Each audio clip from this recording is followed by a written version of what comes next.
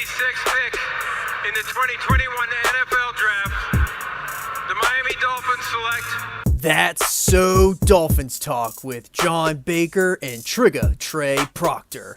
We check your pulse if you're not fired up. Dude, are we good? Dude, we're the best team in the league. If you don't have eye black at home, you better go get some eye black. Oh my god, we're back. Hello and welcome into another edition of That's So Dolphins Talk. Got myself, Johnny Bake Show, and the co-pilot, Trigga Trey Proctor. The Finns are back in the dub column. Just dropping dubs all over the field. We're back in number one in the AFC East. The sky was falling last week, but our Lord and Savior, the left arm of God, Tua Tagovailoa, came in and was able to just lift our spirits all the way back up. We're back. We are a complete football team, finally. Well, offensively. Yes. Just right before we started recording, we got this news about Achane. So we'll start off the top with Achane. He's dealing with a knee issue, and I don't know what that means. It could just be a bruise. It could be an MCL sprain. That's kind of what I've seen. I haven't seen anything like it's season ending other than McDaniel doesn't like to reveal anything. Yeah, Byron Jones ruined that for everyone because McDaniel came out and basically said that Byron Jones would be back like next week, and then Byron Jones had retired from football. He's never played football again. So yeah, that's not good. So that means that Mike McDaniel will no longer give any sort of timetable. He will allow the players to do so. So I don't know if anyone, if they're going to get Achane available for the media, to maybe someone can ask him. Yeah, so hopefully the news is that, I mean, it's the good news is that we don't necessarily need him for a Panthers game on Sunday. But I don't know. I would even be hard pressed to say we don't even really need him for the Pats game. So, I mean, he could be a nice little wrinkle in addition since the last time we played the Pats, but I'm sure that their defense, even though they're kind of hurt now on the back end without having Gonzalez and without having Judon, that we could, I mean, that defense is going to look a lot different comparatively, but they did add JC Jackson back in there, although we dog walked him on week 1, but still, I mean, we're way too far ahead of ourselves already, but yeah. Instant takeaways from the game of the Dolphins win 31-16 win over the Giants. It was a great bounce back game offensively. I thought, I mean, the offense was the bright spot of the game. For me, tackling is still the issue. I don't understand how we're not doing more tackling during the week. Like, how is the tackling is still an issue and we're going into week 6? That makes me nervous. Like, there hasn't been anything defensively that makes me think that this will get exponentially better. And my only thing is, the thing is, like, I mean, I don't necessarily think our problem is, I know everyone says adding Jalen Ramsey back is going to help this offense or defense or whatever, but, and I agree, it's obviously going to help, but I don't see our secondary being the issue. It's our front seven. It's now we did get some. I did see a stat that was interesting that caught me off guard, that we lead the league in quarterback pressures. It doesn't feel like it. It does not feel like it, but apparently we lead. I saw that today on X, and that's so weird to say. It is. And it caught me off guard because everyone, I mean, it's the normal whoever. Now stats are misleading, right? But I think quarterback pressures are a pretty important stat, and we lead the league in it. But we're not recouping it to sacks, so I don't know why that is. Kind of been our MO is to get pressure and not capitalize on it with sacks. But it's really just our linebacking core, man. I really, really think we need to make a play for a middle linebacker for the trade deadline. Yeah, it really feels it feels like there's just so much, like, I really thought David Long was going to be a huge addition to the run game.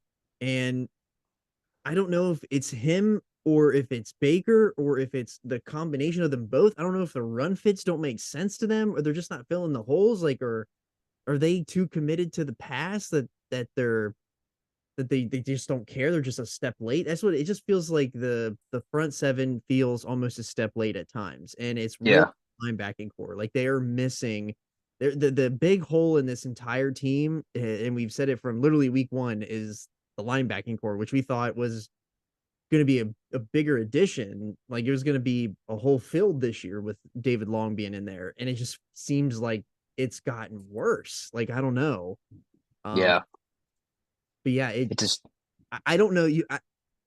I'm with you. I don't think. I mean, Ramsey helps, but he's not a plug and play complete fix. It's not. It's right. something that is just gonna. It's not a snap of the finger and everything's changed. Like it's not. It's not a permanent fix. No. Now, I think getting Needham back is going to help too. Like secondary wise, I know help's coming. I just don't know what we do. Like, I don't know if by getting Phillips back, so it allows us to put Gink back in the middle. If that helps, I don't know if him in the middle helps. But regardless, like we just need help on the inside. I've always felt that that Gink was way better on the edge than he ever was in the middle. So did I. So It was did I. great. I like the idea of him playing middle. I just don't think he's got enough side to side agility speed to go with that with linebackers. That's my issue. But yeah, we'll see, I guess. But yeah, I don't know. That's probably the biggest like defensive takeaway from me is that I think our secondary is fine. Our D line, was able to capitalize on some sacks, albeit against an atrocious New York Giants team. But I mean, we played a defensive or we played an offensive line that had 3 missing starters. So like, of course I hope they generate pressure. Right. Right. Well, I mean, the flip side of that too is that, we're missing, we missed 2 starters last week against the Bills and yeah. So but yeah. So going into the good, bad, and the ugly, the good for me is the Connor Williams addition back to the line seemed to me. I take everything back I've ever said bad about him, dude. Yeah, his snaps looked great. The line looked more. They just looked well anchored. Is a good way. Because of the assurance.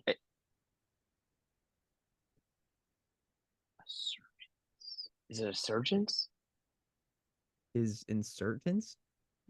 Because of the Assurgence? Look at us. This is great. This is great. Why does anyone listen to this? Because Kendall Lamb has started to play. I swear.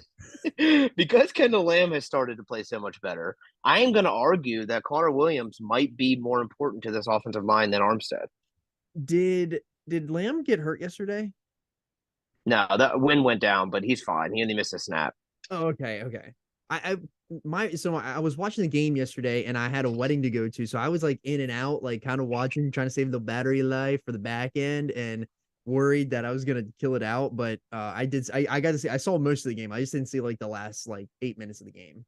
Yeah, which it was over by then anyway. So it was over. So but yeah, Kendall Lamb looks so good, man. I was so happy with the way he played. Austin Jackson has somehow turned around and dude, I had no idea what's happening with that offensive line, but let's just allow it to continue to happen. I appreciate their efforts. Yes. Keeping Tua clean and allowing him to make plays. Tua made a couple mistakes, obviously. The first that was so for my good, I have Achan. Obviously, he's the good, he's the bright spot. But for my bad is Tua's mistakes. So the first interception was just flat out bad. Like his first red zone interception, he was 38 and he had 38 touchdowns in the red zone from 2021 since his last interception in the red zone. So I mean, yeah, you're bound to make a mistake somewhere. We're not perfect, but there was no window to throw the ball. Like he was. Yeah, I don't know. I just don't. Like granted, it shouldn't even have happened because we should have been first and goal when we probably would have been running the ball because that was pass interference on Waddle. But regardless, he definitely tried to fit that. It felt like to me it was one of those like Tua has a little bit of gunslinger in him, like just enough to where when he feels like he's on, he feels like he can make any throw. And I think that was just in his mind. And I also think that he potentially might have had Waddle 2 touchdowns because that was plus 900 going into the game. I'm not saying I sprinkled, but I sprinkled. And I was kind of happy that we felt like we were getting Waddle involved a little bit. But Waddle's still on my bad. I don't know.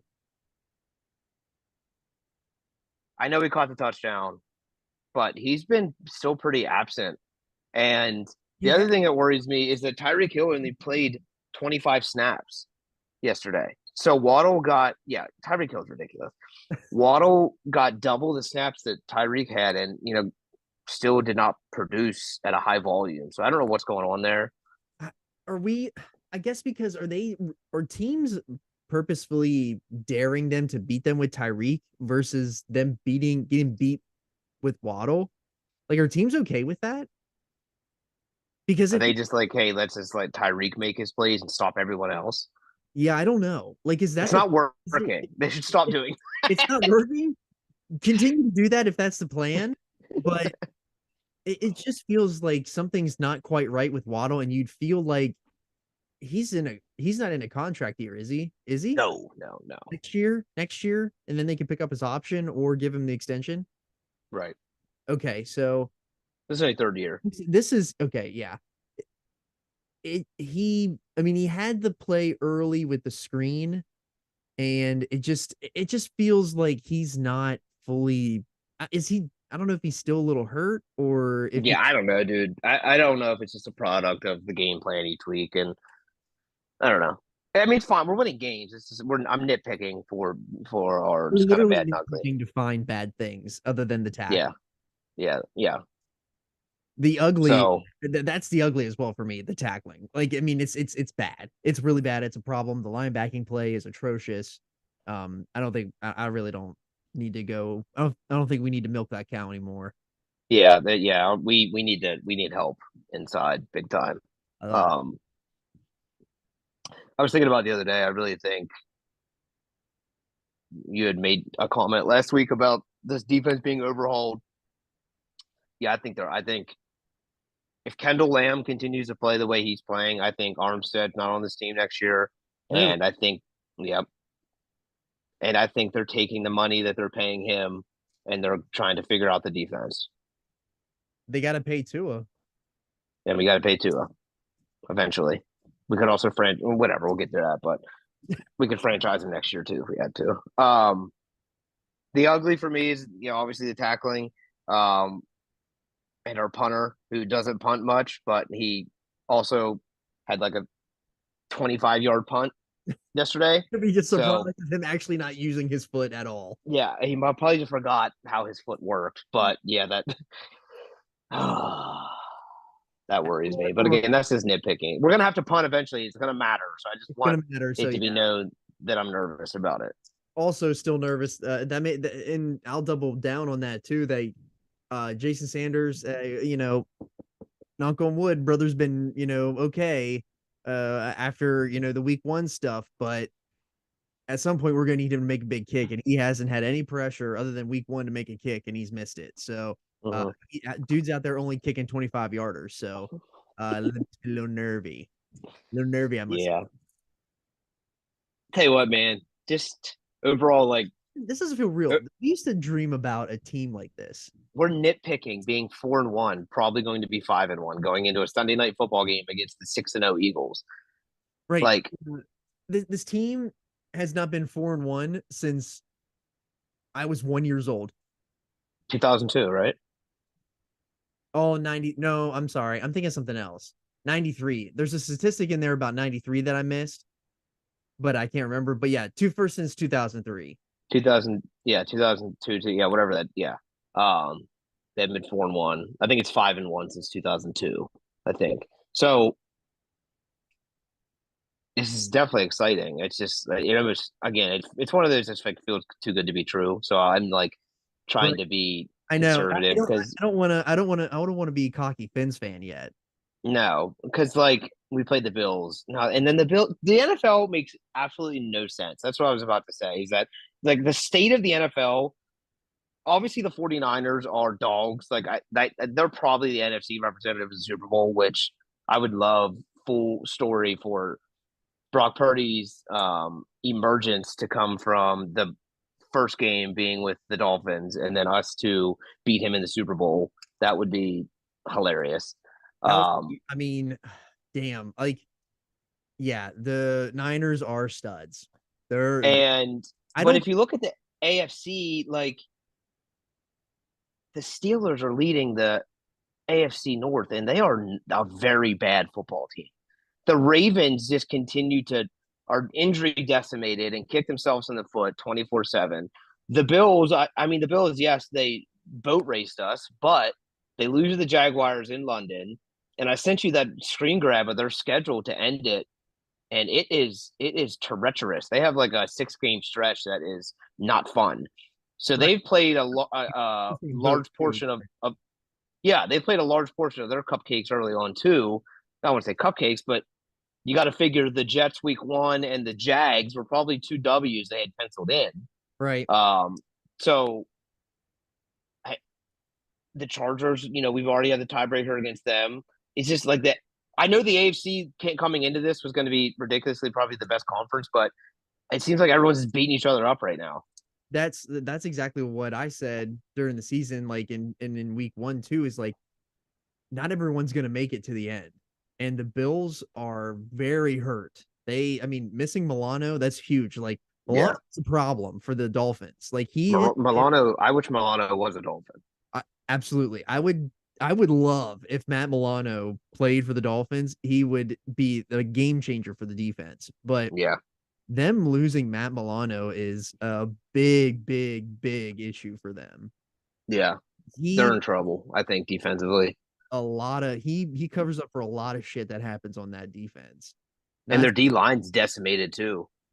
well, they're getting Von Miller. Yeah, I mean, we played last week. He didn't do anything.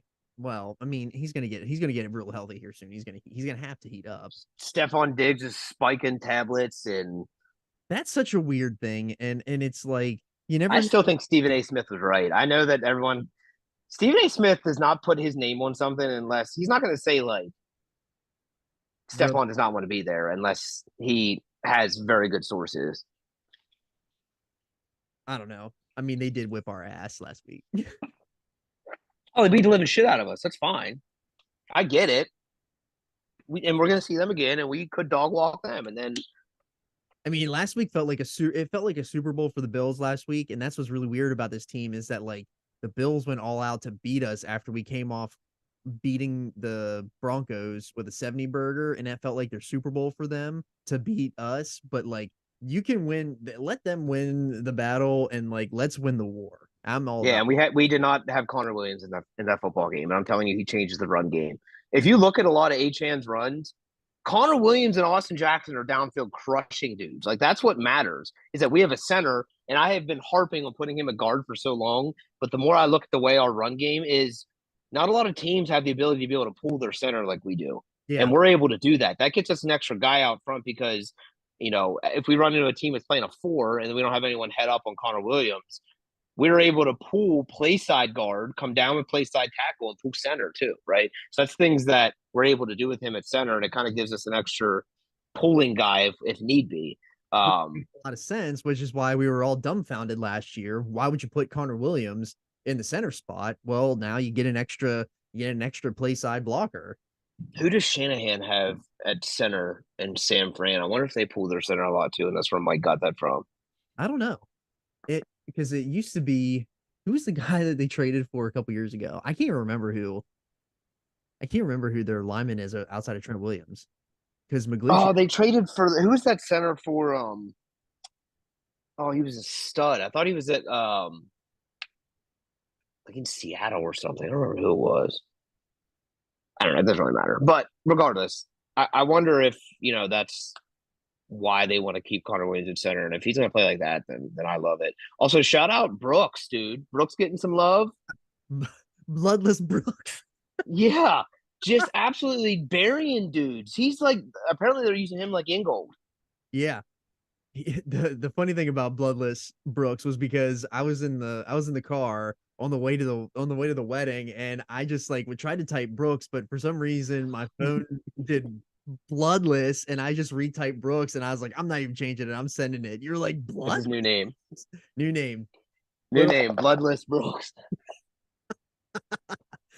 But yeah, that's really great. I'm gonna say stock up on Brooks. for sure getting in there, and they're finding ways to use these rookies that I really like. Uh, I think we already mentioned it before, but stock way up on Austin Jackson. He's really turned the corner. Yeah. Yeah, he's become non-existent, and it makes me feel really, really good. And watching the All 22 and seeing him, get down the field, run block, his efforts there. Um, Dude, I just wonder if Flores' staff just literally beat the shit out of these dudes mentally, and none of them wanted to play on this football team. So there was no effort, and because this is wild, and it's like Austin Jackson had trust issues last year with Mike McDaniel, maybe because he's a new coach. He's got his ass beat by Flores. Mhm. Mike McDaniel obviously didn't draft him, so he comes in. He's probably a little nervous last year. Now he's comfortable in the system for a full year, and he is flourished, dude. He looks so good.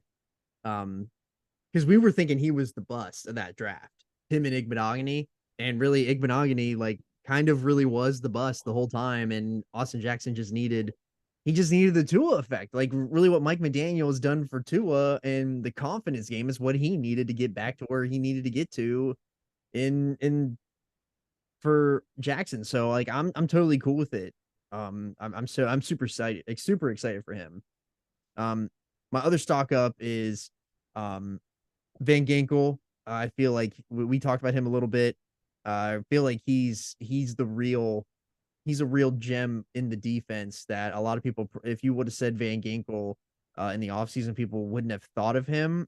And I don't even know if I mentioned him last year on the show, but I've always felt that Van Ginkel was underutilized in the defense that we always had before. But Oh yeah, we had edge rushers in Phillips and Chubb, which I feel I like wish Bradley Chubb could figure out how to play middle linebacker. can brother He's drop huge. 35 pounds and get a little bit. The other thing I got to is the D line pressure. I mean, obviously, like we were talking about it, like they're number one in QB pressures. Like it felt like they were in Daniel Jones's ass all game yesterday. And I know that like we're Awesome. an offensive line that was down 3 starters, but it felt good to like see that there was actually pressure. Sucked that there wasn't a lot of great linebacking play. Yeah. I mean, you hit on most of the stock ups. Probably the other one I will two I'll add. Cedric Wilson, I thought had a good game yesterday, filling in for that third receiver role. So it was nice to see him still be relevant. I know he was the topic of trade conversation all off season. And he's kind of Um, stuck to his guns.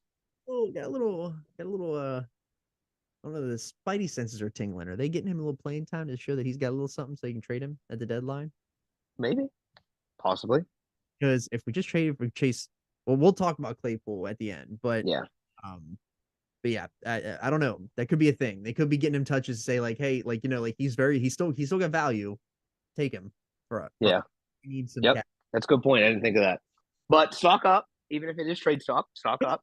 Yeah. Um, and I think, dude, Deshaun Elliott might be the signing of the offseason. When he's in there defensively, our secondary feels like it's a lot more stable.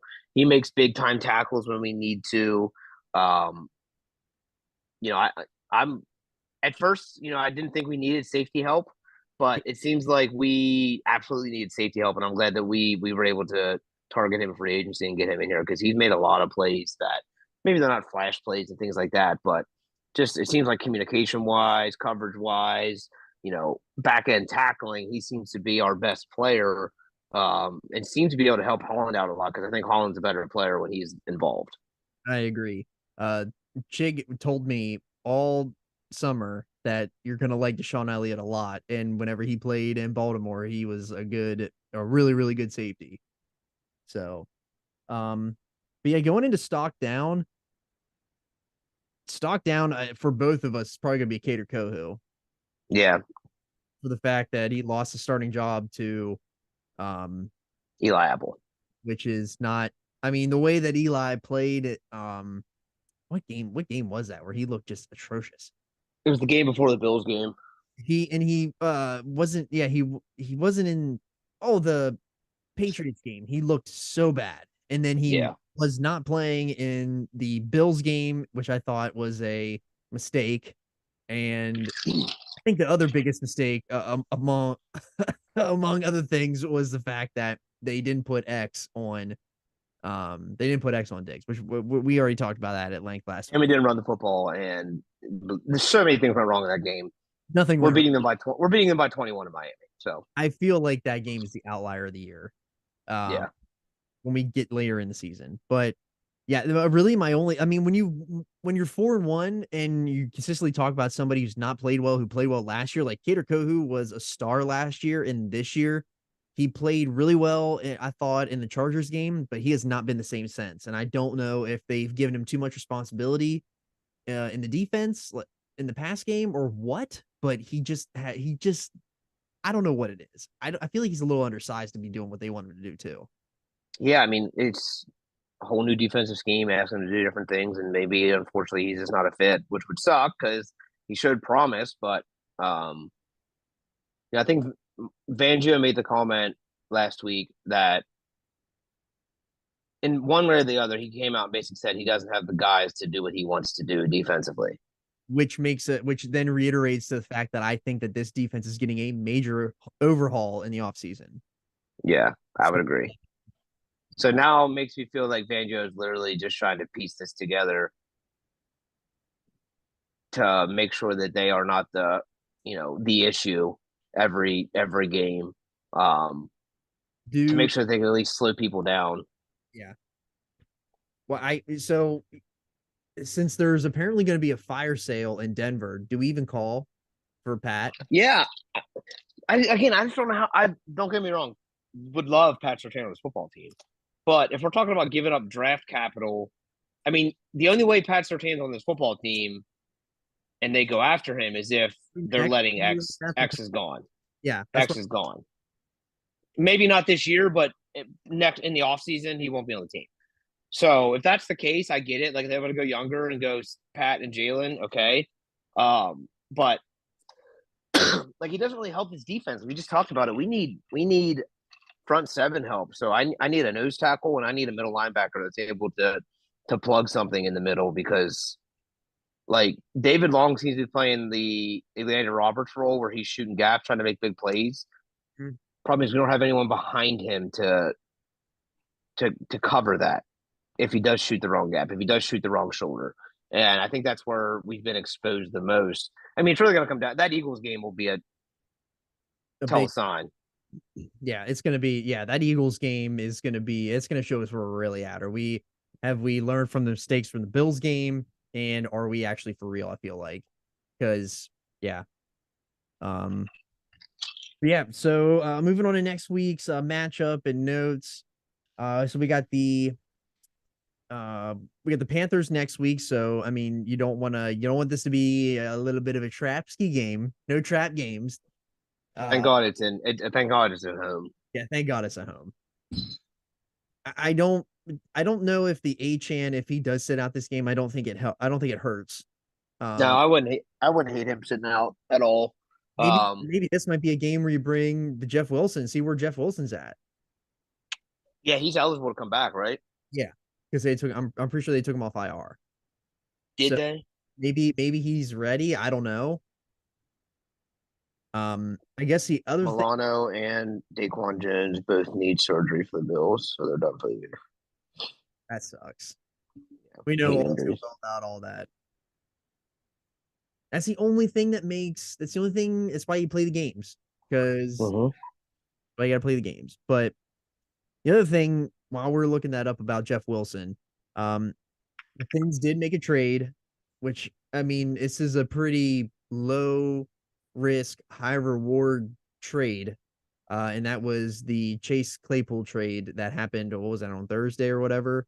It was Friday, but it doesn't matter. Either way, Chase Claypool, his size and speed is something that is incredibly lacking in this offense. He's 6'4", like 235. Like, he's a big dude. I think considering you have no one over 6'2", other than maybe Cedric Wilson. Well, Robbie Chosen, but he's a beanpole compared to Chase Claypool. So, like, I'm really interested to see how they integrate Claypool into the offense. I think he's going to fit in that Gesicki role where he is basically a large receiver, not going to be asked to block like a tight end.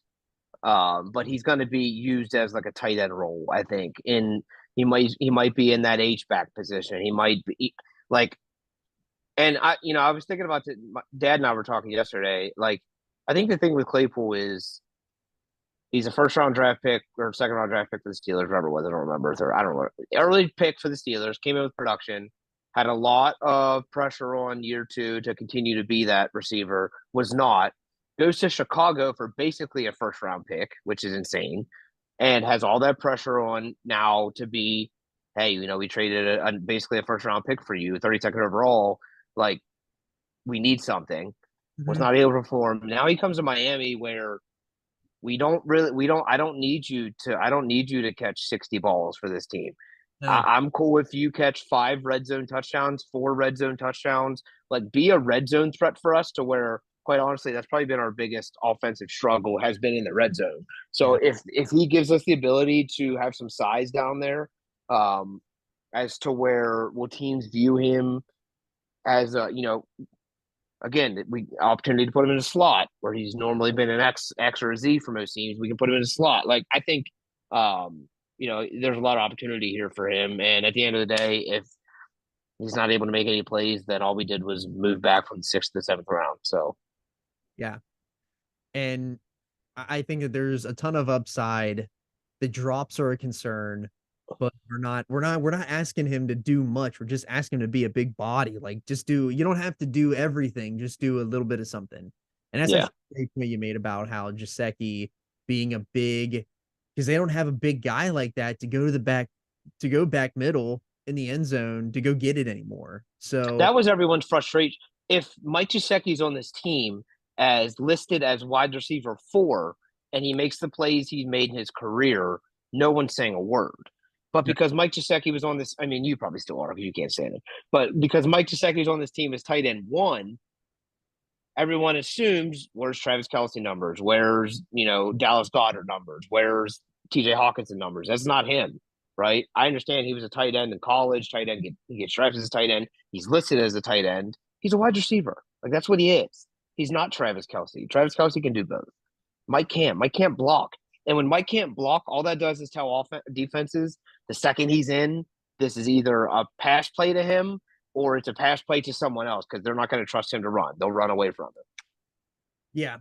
It's Claypool's going to look better than that big old goofy giraffe running around out there. I don't know why I got hate for Gesicki other than the fact that he can't block a wet paper bag. So the Patriots are so bad now. Yeah. Talk about Belichick being a great defensive coordinator and nothing else. He should literally give Tom Brady 4 of his rings. Yeah. Yeah, I'm super excited to see how they use Claypool. Hopefully they get some production out of him. Worst case, doesn't even hurt him at all. No. But the whole title of this episode is The Greatest Show on Surf. So, I mean, we're number 1. Tua is number 1 in passing. Tyreek is number 1 in receiving yards. A-Chain is number 2 in rushing yards. He was number 1 at the end of the game on about 50 less carries, which is insanity. We're number 1 in rush yards per game. We're number 1 in pass yards per game. We're number 1 in total yards per game. So we're number 1 in points. Number 1 in points. Like, we're ones across the board here. Get your ones up. Acknowledge them. But I mean, this offense, like we finally, like, they surpassed the greatest show on turf in terms of yardage. Now, I know that we've had a little bit of a cake. We've had 2 cake games with the Broncos and now the Giants. I don't even care, dude. It's the NFL. It's the NFL. That's exactly what I'm saying. Like, that's what ESPN was leading off with today. They've played a weak schedule. Well, okay, yeah, but it's still the NFL. And we're going into this year with the hardest schedule. So, which is it? Yeah. They got to find something to complain about. Yeah, I don't. Yeah, you're going to play the team that's in front of you every single Sunday. Those guys get paid millions of dollars to do the same thing that you're doing. Those guys were the best player on their high school team, and they were one of the 6 best players on a college team, and they are one of the best 300 and however many, people are in the NFL. I don't know whatever the number is. They are one of the top football players in the world that we are playing against, and any given Sunday, any team can be beat. So I don't look at games as cupcakes. I mean, there's games that you pencil in for W's and potential L's, but at the end of the day, like, you still got to show up and play the game of football. So, we need to go and take care of business for Carolina. Do I think there's some people we could sit? Sure. I don't, I think we sit Jalen. I think we sit Devon. I think that obviously Armstead's going to sit. I don't think we need to, activate Needham yet. I don't think we need. Speaking of Jeff Wilson, so apparently Rosenhaus told someone that he will be activated because that's his agent, but everyone else is saying that all the reporters, when they asked McDaniel, he didn't really have a plan yet. So I don't know what they're doing with him, but All right. Well, I mean, do they? I mean, we can always put someone Ahmed in there for a game. yeah, don't worry about old Ahmed. Yeah, Ahmed in there.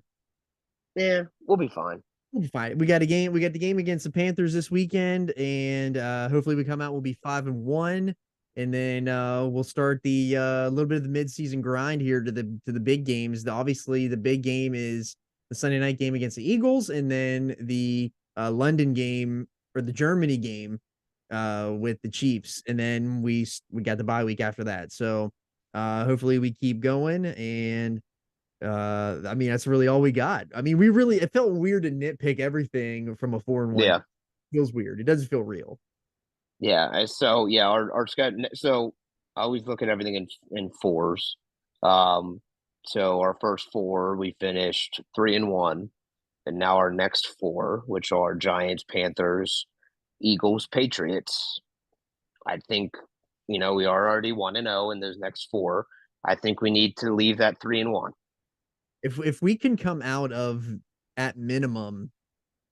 If we come out of that 6-2, like that's a really great start. Like I can't even be mad at that. Like Right. that's So exactly we come out of that 6-2, and then our next 4 are Chiefs, Jets, Commanders, Raiders, or Chiefs, Raiders, Jets, Commanders, whatever, it doesn't matter. So those are our next 4. We come out of that 3-1. Now we're 9-3. Yeah, and 9-3 is great. And then our remaining 5.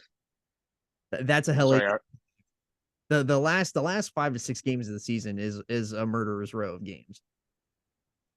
I thought that, but it's the Titans, Okay, Jets, I still got a good defense. sure, Cowboys, they're a good football team, Football team the Ravens. will probably be healthy by then. Doubt it. They have season-ending injuries for some of these dudes, but maybe. And then the Bills. So if you look at those last 5, even if you pencil in 2 losses, that puts us at 12-5? 12-6, 12-5, yeah. Yeah. It's still good. I mean, it doesn't matter. You gotta have 10. You gotta have more than 10 wins to get in. 10 or more wins to get into the playoffs. Yeah. And really where we're sitting at right now, we're at the top of the AFC East. It really feels like, barring massive injuries, like this team is going to be in the playoffs. So This feels like barring massive injuries, this is a playoff team. Not only based off third play, but based off the state of the AFC. I mean, who's left? even if we don't win the division and you move the Bills up out of the wild card, Yeah. we're winning the division, dude. We're number 1 in the division. What are we nitpicking? Let's go. I don't care that the Bills beat us by 20. Yeah. That's what I was saying. That's why the last week hurt so bad after you I was did yesterday. I wanted to cancel the pod. And now I'm like, it's not a big deal because we're back and the Bills lost. The Bills losing in to the Jags Big. feels so good. We just got to avoid some stupid bullshit loss to the Commanders or something stupid. That's all I'm asking. Panthers. Trap game. Trap game. Panthers are a trap game. Actually, the Pats will be a trap. Double traps. We're We do double have 2 trapped traps. up. Because we go Panthers, Scared about the Eagles. Pats. Scared. Thinking about Germany. No, well, no, don't we go Panthers? Now Panthers. It's Panthers Eagles. Oh my. So it's a true trap. We have 2 double traps. You got 2 double traps. What are we gonna do on the other side of the double trap? We're double trapped up on a Thursday. When's this stupid Thursday night game? Who do we play on Thursday night? I don't remember. Do we have a Thursday night game? I don't even know. Dude, look at us being great journalists here. Oh God, we're so bad at this. Just 2 dudes on a pod. I mean, I really just look at one game at a time. I don't really think about, Yeah, I don't like to think too far ahead because when you get too far ahead, you know what you're doing. Set yourself up for a trap. Yep. Double trap. Oh, maybe we don't have a Thursday game because of Because play the Friday game against the Jets. That'd be cool. the Jets. Yeah, the Jets game is the Jets On Black Friday. Black Friday game. 3 p.m. All right, so we don't have a Thursday night game, so that's sweet. I thought they did. I thought the Titans was a Thursday. I think the Titans game is a Thursday night game. No, that's my night game. Either way, I don't want a Thursday. Who night. cares, dude? We're freaking 5-1. 4-1. All right. Well, we will see you next week. Big Fins win this week, 31-16 to the Giants. And with that, we'll see you next week on That's So Dolphins Talk. Ends up.